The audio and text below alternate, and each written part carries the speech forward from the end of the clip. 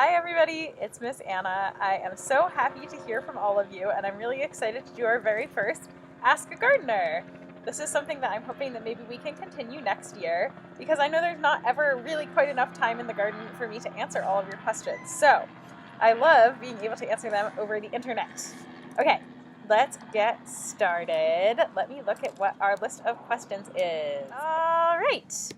First question I have is, what are your favorite plants from Shiloh? Shiloh, my favorite plants are basil, because I love the way that it smells and I really, really like the way that it tastes. And this very particular kind of squash called Delicata Squash that is yellow with stripes on the outside. I'll put a picture in so you can see what it looks like.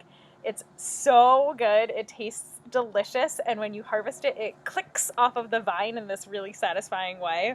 I love Delicata Squash. Plus, it has a great name.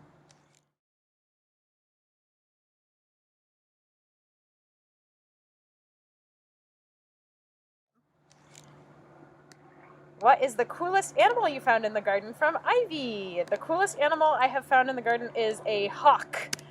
We had a bunch of hawks that seem to come a lot in the fall. I don't know what kind of hawks they were, but it's kind of an unusual thing to see in San Francisco. They had really big talons, and they would sit up on the trees, and sometimes they would even catch some of the mice and rats that we sometimes have in the garden, which was very cool.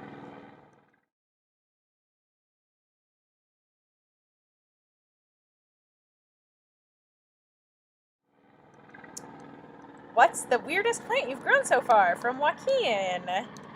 The weirdest plant I have grown in my life is this broccoli called Romanesco broccoli or fractal broccoli, and I'm going to put a picture in just right after so that you can see. Fractal broccoli is so cool. It spins in like this little cone, and it just comes out like a perfect, in like a perfect pattern. I can't explain it very well, but when you see the picture, you will get how cool it is. And it comes in a bunch of different colors. You can make ones that are bright green, you can make ones that are purple, and you can make ones that are yellow. And I think that that is really cool.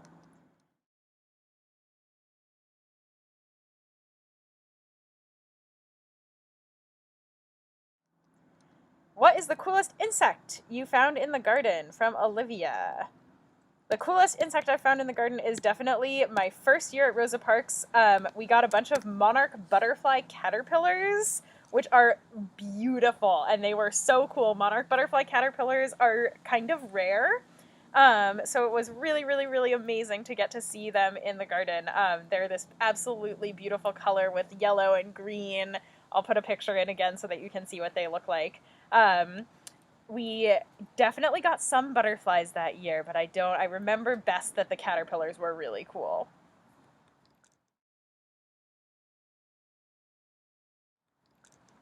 What other questions? These are great, you guys. Are our plants standing up? From Adi. Yes, Adi is wondering about plants that were planted in second grade. I will add in some pictures for you of what our plants are looking like now. They're doing very well so that you can see how tall they've gotten.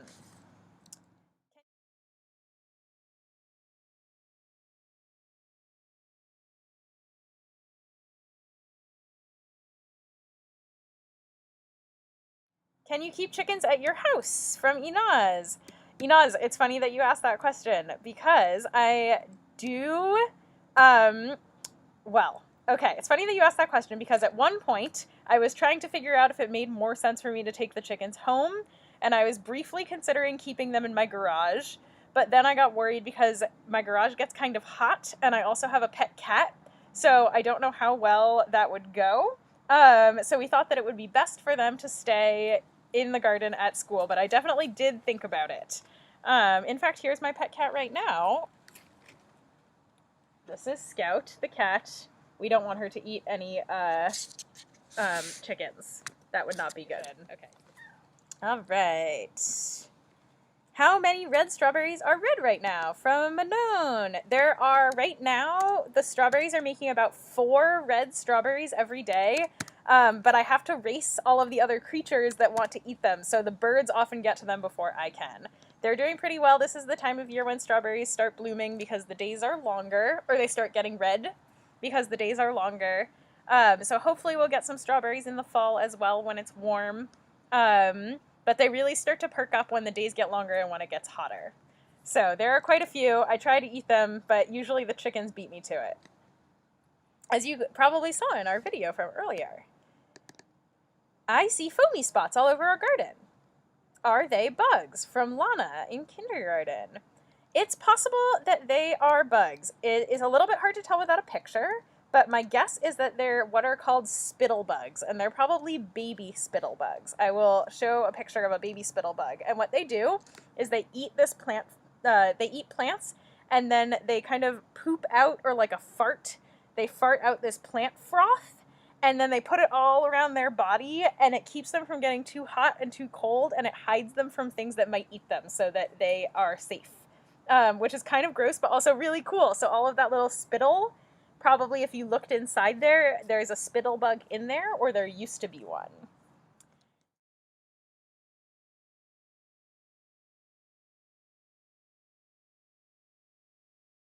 Okay. Do blueberries grow well in the city and in the Sunset District? From Aurora, incoming kindergartner. Awesome. All right.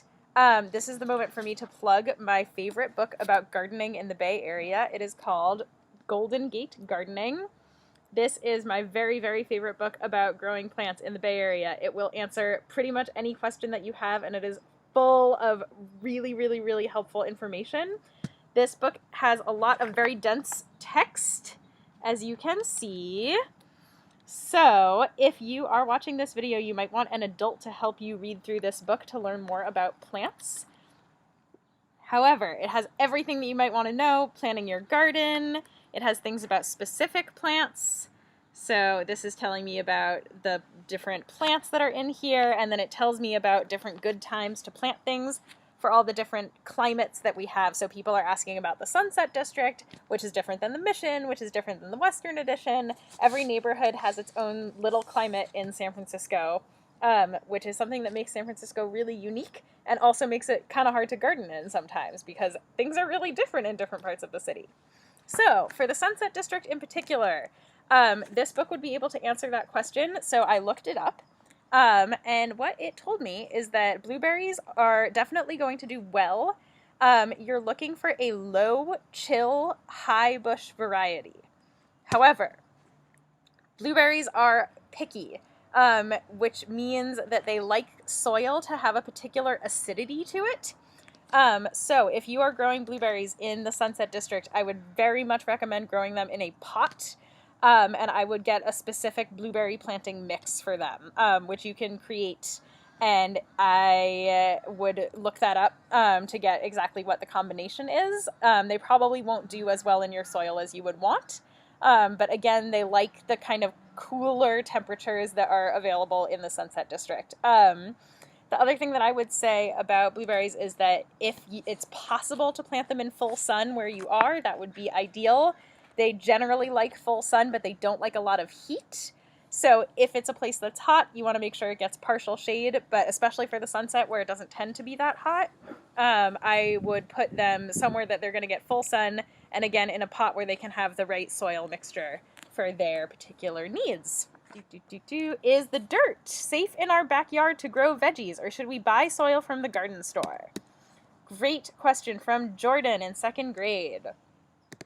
Okay, if you're going to grow vegetables in your backyard, the best thing that you can do if you're not sure is to get what's called a soil test. So what you literally do is you dig up some of your soil, you put it in a bag, you send it to a lab, and then they tell you if it's safe to grow. Again, it depends a little bit on what you're trying to grow. So in general, I would recommend, if you can't get a soil test, on the safe side, just because there's a lot of things in the soil in San Francisco that we're not crazy about. Because of that, I would recommend getting soil from the garden store. I really like the Fox Farm blend. That's a personal favorite.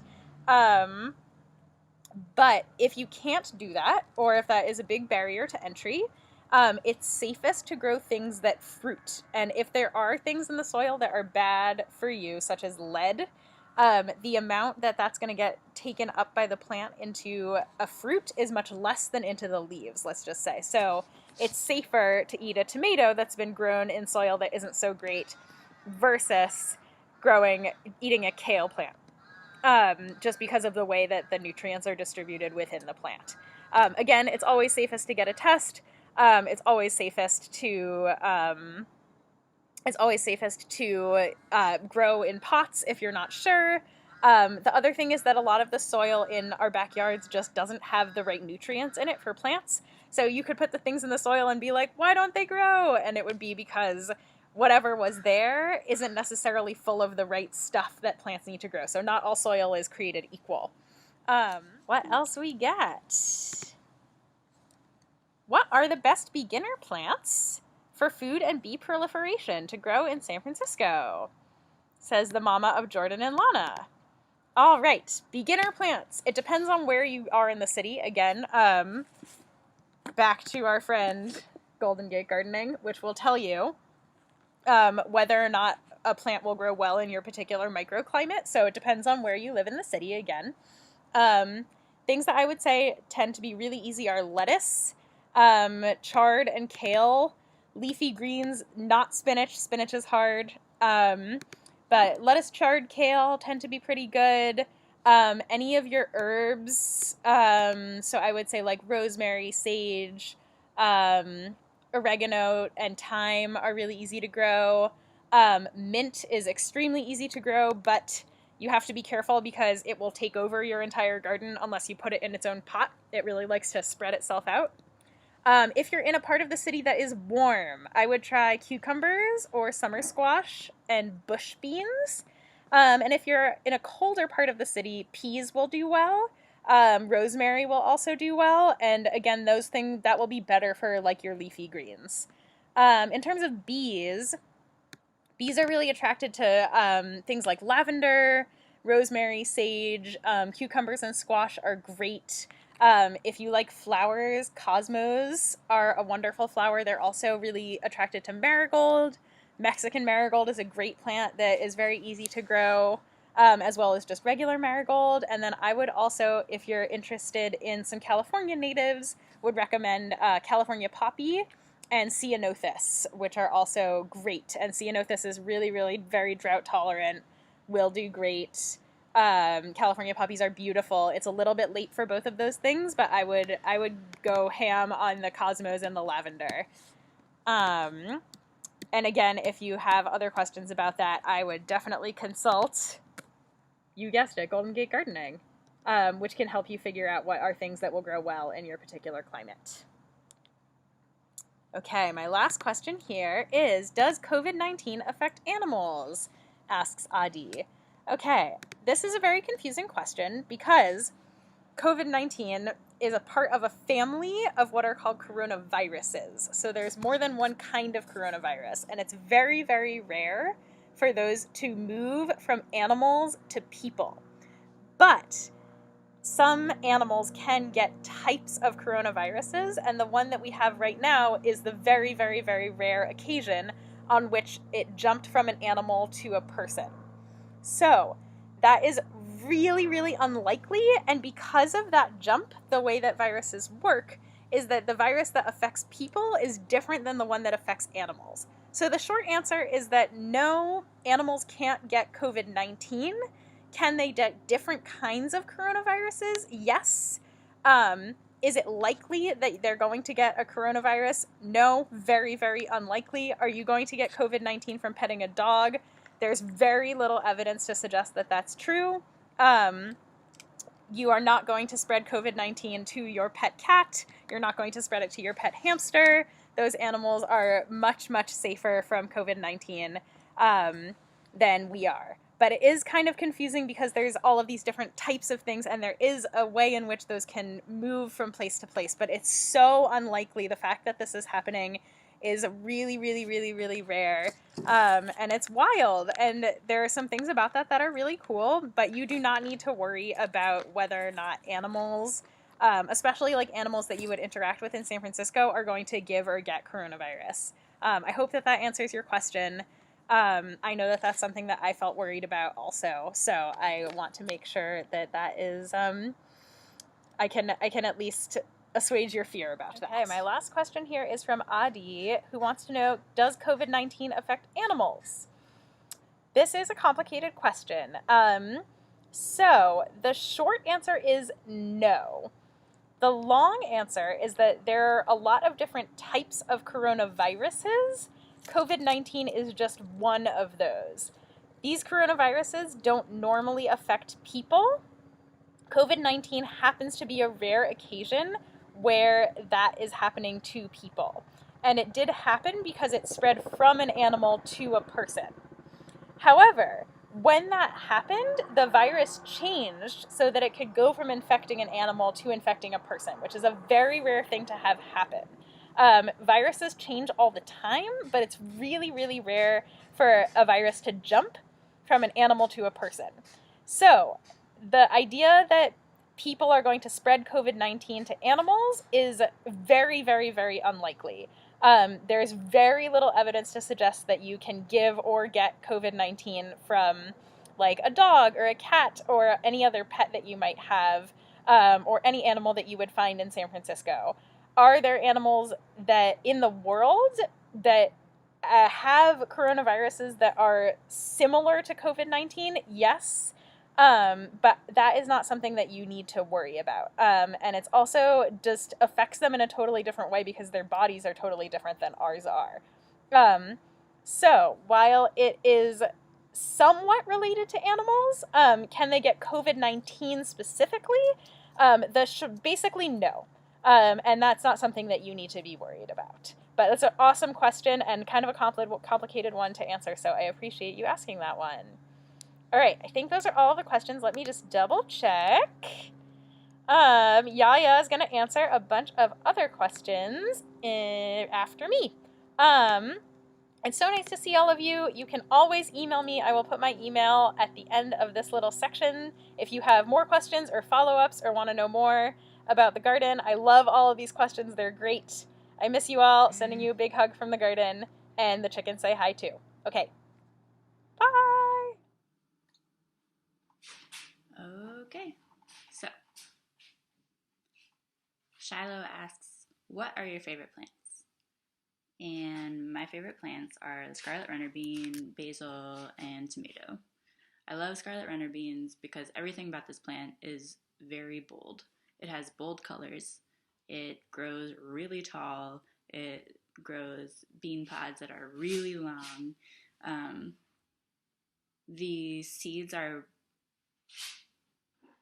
black and purple, and the flowers are a super bright red. The beans that grow in the pods are super hot pink, and then when they've dried out, the seeds, or the beans that are also turning into seeds, are black and purple again. Love that plant. So cool. Also, basil and tomato just remind me of summer, and they're so delicious. Love them. Great question. What's the coolest animal you found in the garden? The coolest animal I found in the garden was, is a hummingbird. Hummingbirds seem to love two plants in particular. There's one right by the office window, the Communitygrows office window. That's purple, and it has purple flowers, and the plant kind of sticks up like this. And it's a South African plant, and the hummingbirds come to it seemingly daily. And then there's another plant that has hot pink flowers. It's in the sage family. It's in Miss Fields and Miss Tsukamoto's raised bed, and I see them there all the time too. That question was from Ivy. Next question is, what's the weirdest plant you've grown so far? From Joaquin. I would say the weirdest plant that I've ever grown is asparagus, and I didn't actually plant it. I inherited it from the person before me. But when it's growing, it kind of like pokes its little head up from the ground, and you're kind of like, what's that? And then you look closer and you're like, oh my God, that's asparagus. And then it grows and grows, and it grows taller than you if you let it. if you don't eat it. And it is like kind of creepy at first. So I think that's why it's the weirdest one. But I also love eating asparagus on pizza and in pasta. So a very engaging plant, I would say. Next question is, what's the coolest insect you found in the garden? From Olivia. The coolest insect I found in the garden was a mantis. I found it by the lower garden shed. It was hanging out right underneath the door, and I had never seen one in real life before. And it was like this big, maybe that big. And it wasn't really scared of me, which was weird. And I was very excited, and I told everyone around that there was a mantis. But apparently they're not that uncommon. So no one was as excited about it as I was, which is okay. But yeah, I watched it for quite a while. The next question is, why do chickens like mealworms? From Nato.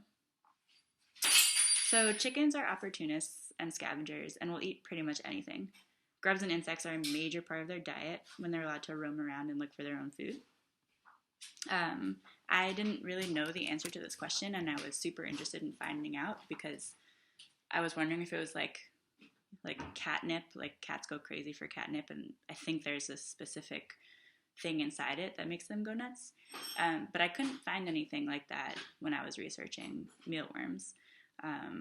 So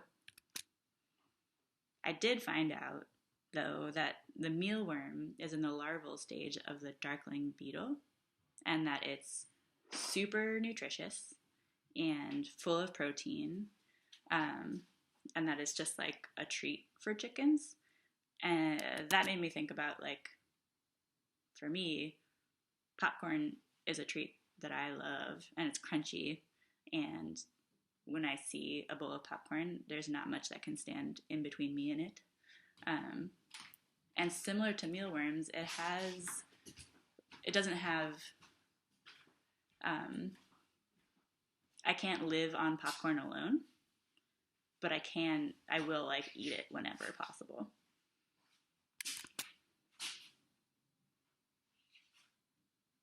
I was wondering if you have a snack in your life that you felt that way about. I also learned in my research that humans also can eat mealworms too, full of protein, and we need protein also. So that was interesting. That was an interesting fun fact. Thanks for that question.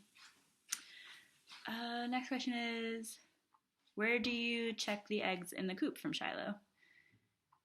Let's see. Where do you check the eggs in the coop? From Shiloh. You can take a look in the nesting boxes. If you look in the chicken coop and there's like a door that you can unlatch and let down, you'll find a bunch of little cubbies that have very cozy looking hay inside. And that's where the chickens have sort of been trained to lay their eggs. And they don't mind it there because it's dark and it's cool and it's clean and it's safe. Sometimes chickens will lay eggs in other places in the coop too, so it's worth taking a look around just in case. You can also look underneath chickens. The next question is, can plants take over the world? From Tomohiro. And my answer to that question is yes. If you look at rainforests, those are a great example of how packed with plants the world can be. Also, have you ever noticed plants that grow through the cracks in the sidewalk? Or trees that grow and sort of like take over a fence that was built right where they were planning to grow? Even when people decide that a plant shouldn't be somewhere, they find their way through. So, yeah. If people aren't around to manage them, I would say that plants will just like go nuts and grow everywhere. Because even when people are around to manage them, they still go nuts. Also, Seeds have lots of ingenious ways of making sure that they survive. They travel on the wind, they hitch a ride on animals, they have tough protective layers, and other ways of making sure that they can turn into living plants. So, yeah, if they can make it through cement, I think they can make it through a lot of things. The next question is, does COVID-19 affect plants? From Lulu. Great question. So far, I have not seen any research that shows that plants are affected by COVID-19. I think that's because plant cells are different from animal cells. Plant cells are they have like a thicker outside. But it's a great question, and we should keep on watching what scientists are telling us. So let's keep asking these questions. Where can you find carrots in San Francisco beside the stores and the garden? From Manan. You can find carrots at farmers markets or in CSA boxes.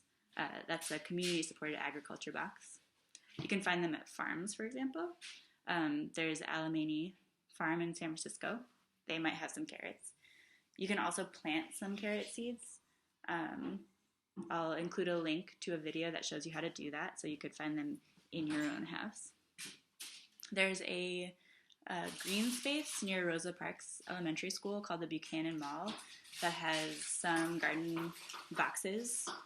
They might have some carrots. It's worth a check. And if you know of any other places to find carrots in San Francisco, please let me know.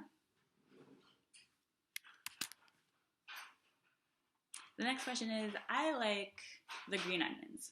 How do you grow green onion? From Quinn. Great question. I feel like this is something that's kind of trending right now. It's really fun. It's like a fun project to do at home. I also like green onions, and this has inspired me to try to do it myself. So I looked it up, and you can take the part of the green onion that you didn't use for cooking, like the end, the bottom, and stick it in a jar with the roots pointing down. Put a little bit of water in that jar, and then you watch and you wait. And hopefully your green onion will regrow. So good luck. Let me know how it goes. Send Communitygrows some updates. And maybe I will too. Maybe I'll share some updates from my project now that you inspired me to do it. Next question is, do strawberries grow in the sun and do blueberries grow in the shade? From Minaz. Great question. Yes, strawberries really like growing in the sun. They want at least 6 hours of sun every day. Blueberries also want at least 6 hours of sun every day. They're definitely shade tolerant, so they'll put up with being in the shade, especially towards the end of the day. But and if it's dappled sunlight through tree branches, that's also fine. They're like fine with that, but they really prefer being in the sun also.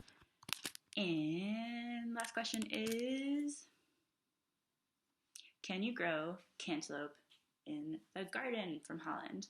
I love this question. I also love cantaloupe. I love melon. Delicious.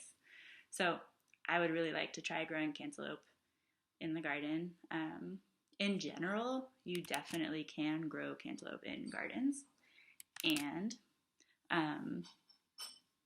cantaloupe loves heat, and the lower garden can get pretty hot, as you might remember from recess. The last time I planted melons was years ago in Maine on a farm, and we had to build big mounds out of soil for them to grow on. And it was a really fun project, but it did need a lot of space. So I'm going to check my garden plan to see if there's anywhere we can grow cantaloupe in our garden. And we'll see. That would be pretty cool. Love melons. Great question. Great questions. Thanks for all of your inquiring minds, and this was so fun. And I can't wait to do it again.